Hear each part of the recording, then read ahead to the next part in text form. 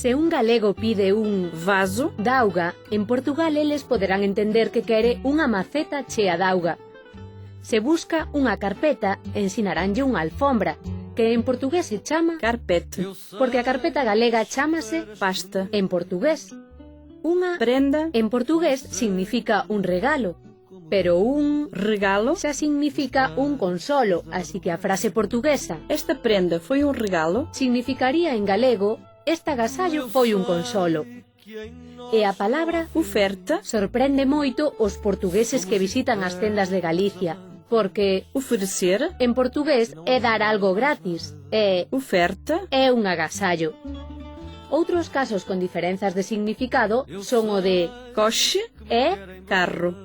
En portugués, o Carro é o moderno, o automóvil. O coche só é o antigo que vai tirado por cabalos. Tamén son diferentes os balóns, porque un balão, en portugués significa un globo, mentres que o globo, portugués só se refire ao globo terráqueo. Para xogar, os portugueses utilizan a bola, e ollo coa palabra caixón, que non é o mesmo co, caixão, porque se lle dicimos a un portugués que lle deixamos algo no seu caixón, estamos lle dicindo que lle deixamos algo no seu cadaleito, no seu ataúde. A palabra pila, crea tamén situacións incómodas, porque en portugués nomea o órgano xenital masculino, e resulta chocante que algunhas bonecas de xoguete fabricadas en España leven unha indicación de que necesita pilas. O que en galego é pila, en portugués chámase pilha. A palabra Pilha fainos ver que o son lle en portugués escríbese con LH. pilha, Do mesmo xeito que o son ñe represéntase con NH, piña, que designa a flor do piñeiro. Son grafías que o portugués importou da Provenza.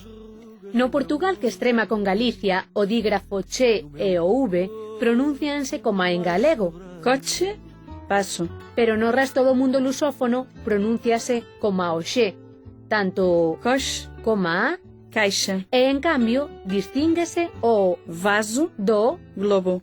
Pola contra, só no galego de Lobios e en Trimo se conservan as sonoras do galego medieval, que conserva o estándar portugués. Jogar, gelado, O S simple e o Z son tamén sonoros en portugués, zero, vaso. fronte ao galego, cero e vaso. Ben falado! Os que fan as fazañas nos contos son os Heróis.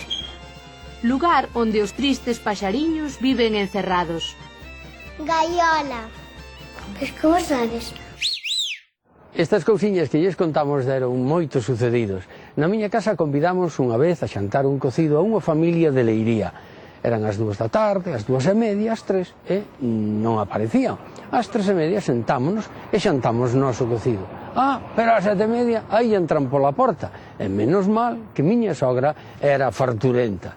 Tivemos que volver a xantar outra vez. Claro, xantar en portugués é cear. Estas diferenzas entre galego e portugués é interesante sabelas, primeiro porque nos fan percibir cousas que senón nos pasarían desapercibidas, e segundo porque nos permiten evitar malos entendidos cando sacamos a nosa lingua ao estranxeiro, porque iso sí, nós podemos sacar o galego ao estranxeiro, é unha lingua que pode ir ao estranxeiro, non é unha lingua minoritaria.